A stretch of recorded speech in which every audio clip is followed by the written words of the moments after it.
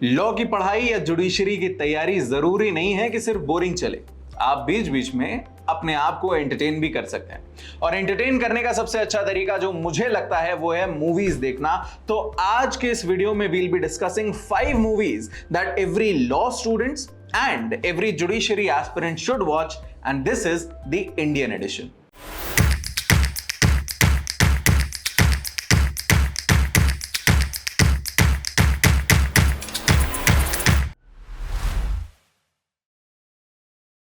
पहली मूवी है कोर्ट। ये 2014 की एक फिल्म है जिसमें एक फोक सिंगर की एक ट्रायल की कहानी बताई गई है। इसमें कोर्ट रूम्स को एक बहुत ही एक्यूरेट तरीके से दिखाने की कोशिश की गई है। आरोप यह है कि इस फोक सिंगर ने एक सीवेज वर्कर को आत्महत्या करने के लिए उकसाया है। अब लूप होल्स क्या हैं इंडियन जुडिशरी में और इंडियन लीगल सिस्टम में, ये जानना है तो beautiful movie two watch. Do let us know in the comments कि कैसी लगी। दूसरी मूवी है शाहिद। शाहिद 2013 में आई थी। शाहिद एक ऐसी मूवी है जो शाहिद आजमी, एक बहुत ही रेनाउंड एडवोकेट थे, उनके जीवन पर बेस्ड है। शाहिद आजमी का असैसिनेशन हो गया था साल 2010 में। उनको बहुत स्ट्रगल करना पड़ा था एज एन एडवोकेट, कारण कि वो कई ऐसे लोगों को डिफेंड कर रहे थे जिनके ऊपर टेररिज्म के आरोप थे।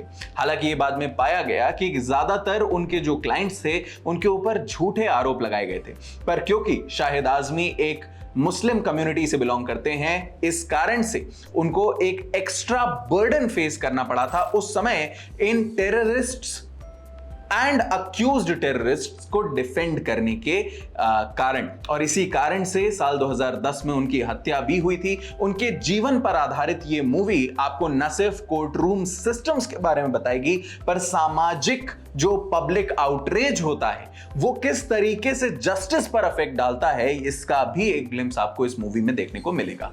तीसरी जो मूवी मुझे काफी पसंद आती है वो है शौर्य। नाउ शौर्य अपने आप में court room situation, traditional court room situation नहीं है, ये एक कोर्ट मार्शल सिचुएशन पर बनी हुई है। शौर्य मूवी जब रिलीज हुई थी तब बैन हो गई थी। बैन होने का कारण था कि उस मूवी में जो दिखाया जाना था उसका इंटरप्रिटेशन लोग कुछ और ही कर रहे थे, एंड इस कारण से उस मूवी को उस समय रोका गया था। पर फिर बाद में सभी की सहमति से, जजेस की सहमति से इस मूवी को दोबारा रिलीज किया गया, और आज तक भी जो एक्टिंग है और जो प्रोसीजर है of a court martial is very beautifully shown in this movie. Now इसमें हो सकता है आपको लॉ का उतना नॉलेज ना मिले, पर कोर्ट मार्शल्स कैसे होते हैं एंड जज एडवोकेट जनरल्स क्या होते हैं, इन सब चीजों के बारे में आपको बहुत अच्छा नॉलेज मिलेगा।